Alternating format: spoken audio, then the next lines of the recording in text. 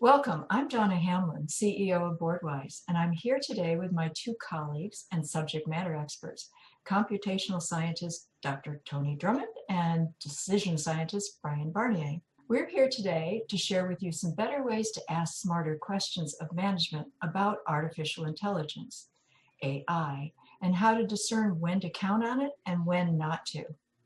With whatever background you might have in AI, you probably know first that AI is almost magically enchanted.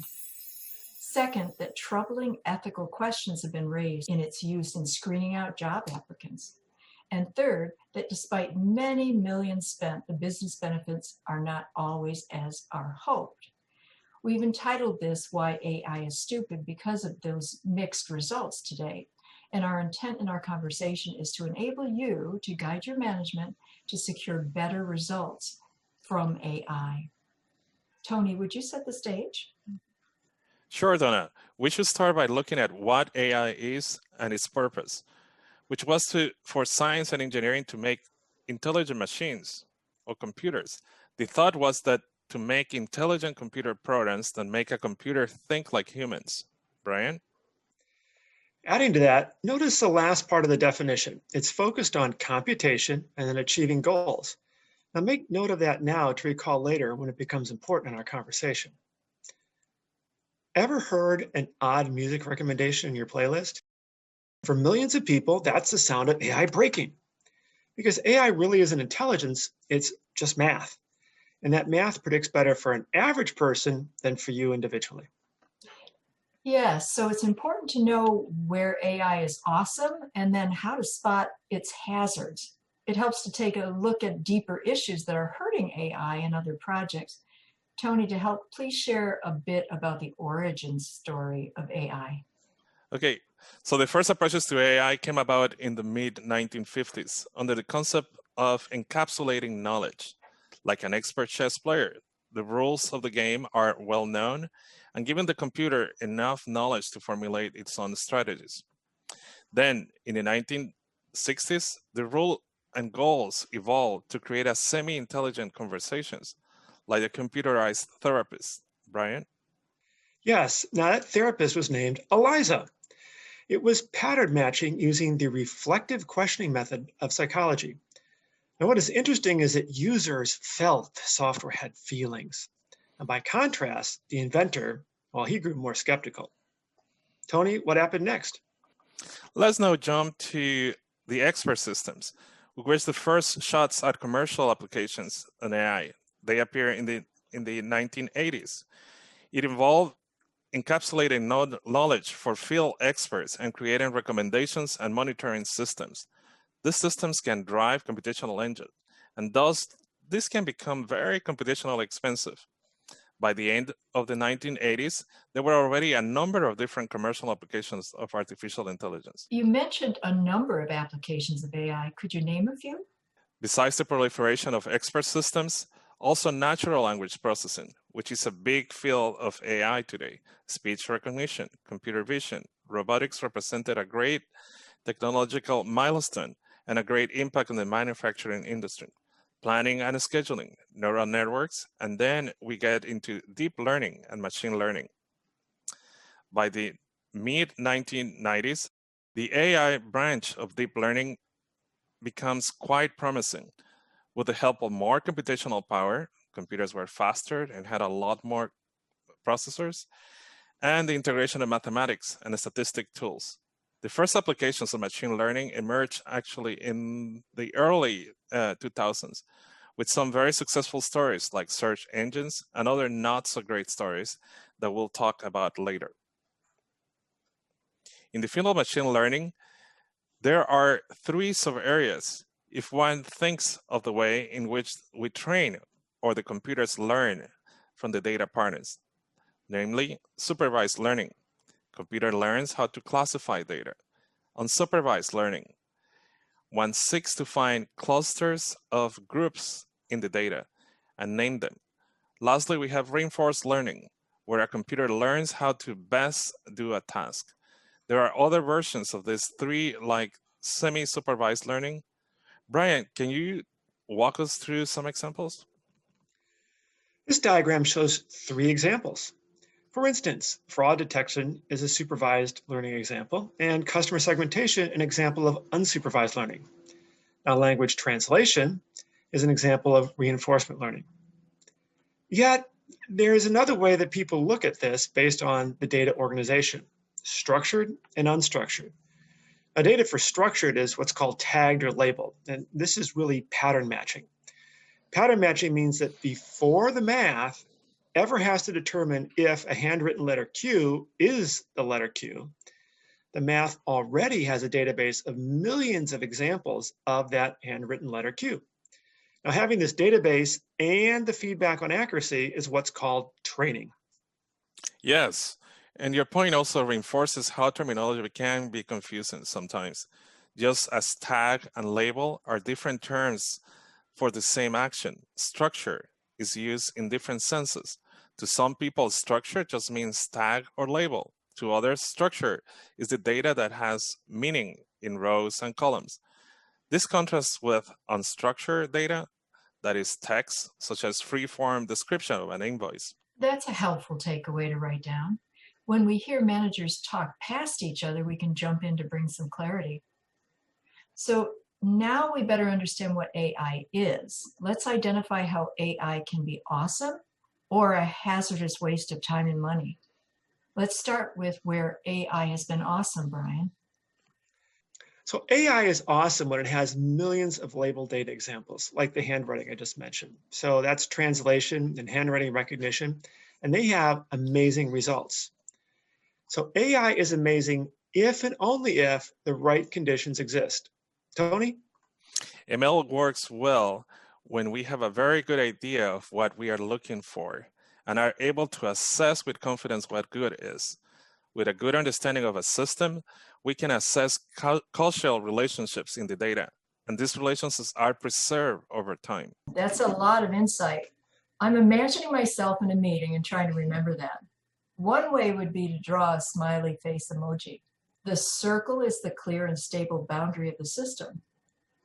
The color is the sufficient and appropriate data. The color can't be scratched across the boundary or leave white space. Then the mouth has a clear cause, a smile, frown, whatever. And overall, the emoji shows results are better when it's easier to verify that what the machine learning thinks is a smiley emoji really is. When we read the word system, we now know that word has a different meaning in different contexts. Brian, what does that mean here? So here's a formal definition of system. Now let this settle in. Ready? It's a mouthful. A system refers to the causes on the properties and behaviors of an integrated or indivisible whole of its parts. The key here is cause. If something influences or changes an outcome of a system by acting on a part of that system, the cause, then it is part of that system. For example, the sun heats the Earth's crust, air masses, clouds, dropping rain on a road, supporting the tires of a car, influences what? The behavior of driving and the objective of safe arrival. Going back to being awesome, is it always easy? Only if those criteria are met. For example, the use of ML to detect diabetic cause disease of the retina has been awesome because the disease pattern is consistent, same always, and it has saved eyesight and medical cost. Yet ML isn't as useful for the disease neurofibromatosis type 2 because the pattern is inconsistent, diagnosis much more difficult for the docs. Okay, Brian, you took us to limitations. Tony, what other limitations are warning signs to watch? Mainly what conclusions one can draw from the data patterns that we are observing. In a hot day, lots of people may go to the ice cream parlor, wear lighter clothing, and use sunblock. These 3 actions are direct consequences of a hot day, but they are not correlated between them. Attempting to create a false correlation leads to several problems in ML. In fact, in this case, we can say that one action cannot explain the other action. In a good case, one action may heavily influence another and have a linear relation, or even a nonlinear relation, but that has a pattern, or we can find a pattern. And in some instances, we cannot find any patterns at all. In a nutshell, we don't have a good application of ML when there is not sufficient data to capture all the patterns and correlations, represent dominant features in the data, distinguish random variations from specific causes. So we are not allowed to predict, only to simulate. Brian, you have a good example of this. Yes, a famous example is why an ML couldn't distinguish between a wolf and a husky. So researchers scratched their heads and wondered what confused the math. Was it the snout? Was it the markings by the eyes? Was it the paws? And this led to the realization that ML is too often a black box. They just didn't know. So then they dug into the math and they found that it was actually the snow in the background of the photos that was confusing the ML. It wasn't even a feature of an animal. Brian, it seems we have to separate artificial intelligence from helpful artificial intelligence. Absolutely. I'm imagining myself in the boardroom trying to remember this. Earlier, we had the hazmat warning sign to jog our memory. How does that work? So it's 4 items, almost the flip side of the smiley face. First, insufficient data in either appropriateness or amount. Second, correlation that is spurious. It's not the actual cause. Third, that boundaries are wrongly assumed. So the ML is blown up by the surprises when the true dynamics appear, like the rain on the road. And fourth, an unstable system with more variation than the ML was designed to handle. For example, it could handle gentle rain, but not a violent storm. Beyond asking a few questions with the emoji and hazmat warning sign, what's the next step to understand the benefits and the dangers? The AI hazard avoidance assessment is designed to evaluate a proposed or existing AI project against a set of criteria to avoid wasting time and money, or worse, making bad decisions as a result of a flawed ML. Plus, there are more potential problems simply because ML is a project like any other project that can suffer problems. Now, Donna, that's your organizational expertise.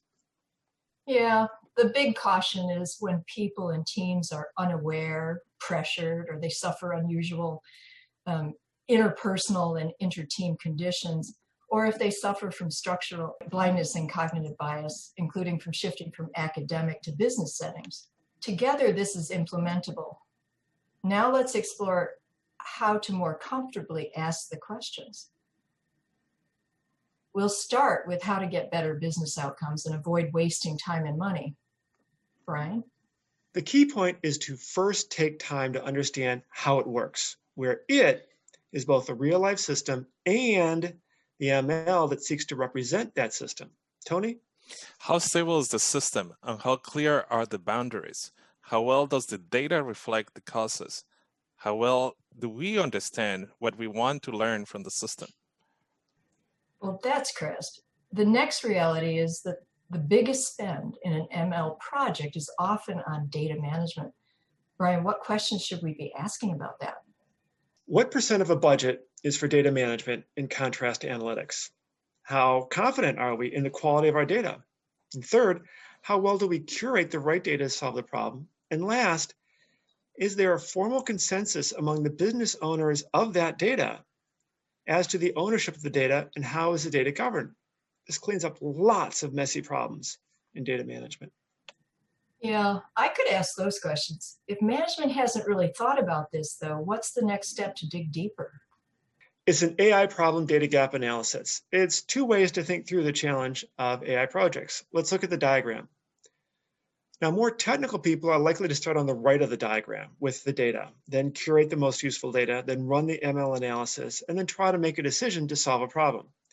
By contrast, business people, like say marketing and sales, are more likely to start on the left side with a problem, then the decisions needed to solve that problem, then the evidence or analysis needed to support the decision, then the data necessary to run the analysis. And this provides 2 ways to evaluate the gap.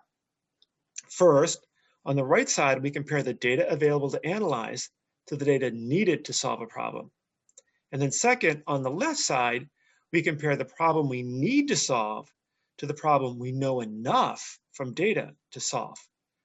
And looking at both of those gaps helps us get an understanding of are we on the right track or the wrong track. Now, especially in a team setting, this helps people see more broadly, gets people asking questions, seeing the gaps, lots of gaps, being curious, searching for options, and then exploring new pathways. Well, I can see myself in that process. Together, you've taken us through the core of our conversation. At the same time, you've introduced us to the reality that a mechanical approach to ML can be far different from determining the real problem that needs to be solved in the first place. So let's try a bonus round here and discover what insights flow from decision science beyond ML tools.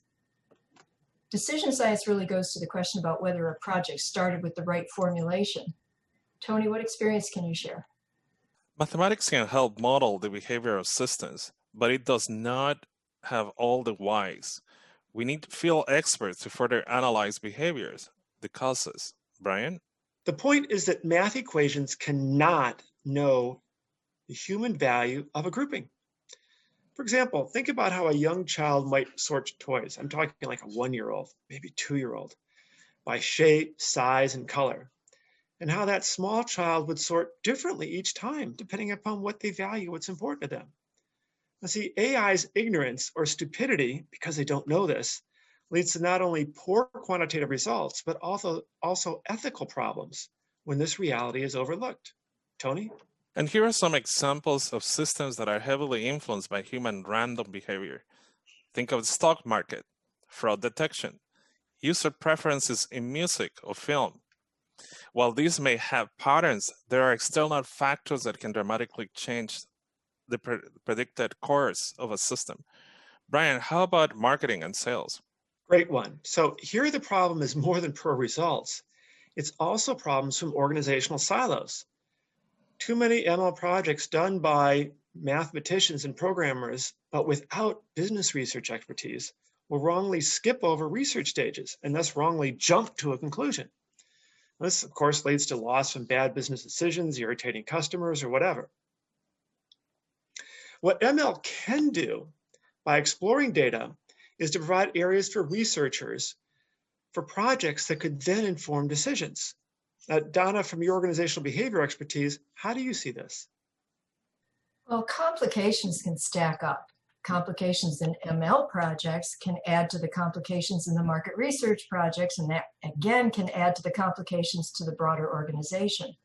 So ML project performance can be improved the way we improve any project, through personality type assessments like our board Bonafide does, that's used by corporate board members for determining insights on how to build highly diverse, high-performing teams.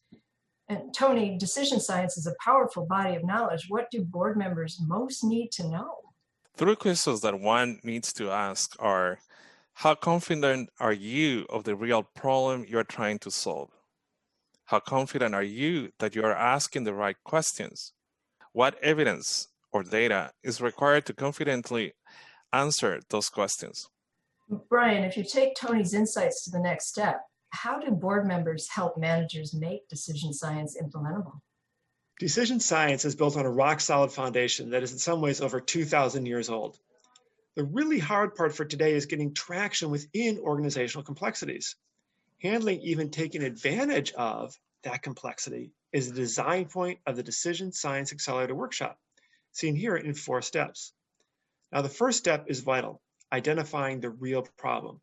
Almost always, assumptions are made that put projects on a path to waste and loss. Threats include, say, outcome measures that are achievable from a software development sense, but don't solve the real business problem. Now, next is asking the right questions, and that demands knowing how it works, as Tony said. And then, evidence supported by data, as I mentioned in the product data gap analysis. Together, this is a proven and practical path to better outcomes. You just touched on the product data gap analysis. How does that fit with the AI hazard avoidance assessment? It's a 3-step process. The AI hazard avoidance assessment, that's the quick and dirty. It starts with the questions we mentioned earlier, and it's usually completed in a focused day, plus prep and follow-up. Second is the product data gap analysis we mentioned. Now, this builds on those findings from the assessment and then surfaces how well a project is benefiting from the proven practical track record of decision science. And then the accelerated workshop itself, now that's 1.5 to 2.5 days. The workshop is the heart of a process designed to achieve 6 months of work in 6 weeks. Brian and Tony, thank you for sharing your thoughts with the board members today. Wait, Donna, with your behavioral expertise and seeing across all of BoardWise, Tony and I have a question for you. Yes, Donna, what do you see as common between thinking through AI functional areas such as risk management, cybersecurity, new product management, and innovation, financial management, and maybe many more? Well, sure, that's thinking about thinking. For the curious or the reflective person, I ask typically 2 questions. What are the topics or the times that have made you feel mentally imprisoned, or at least stuck? Have you ever been perplexed? Have you thought about what being perplexed actually means? To get a breakthrough in value creation, you have to hit that thunderstruck moment when you realize that you really don't know what you thought you did, and what you thought to be true really isn't. Reality is different from your conception. That's the watershed that leads to bigger thinking. To our listeners, thank you for taking the time with us. And as an extra bonus, if you'd like a 1-page crib sheet of the criteria that we've been sharing today that makes an awesome AI project and helps you avoid those that create hazards, reach out to us at our website and we'll be pleased to send you that 1-page diagram.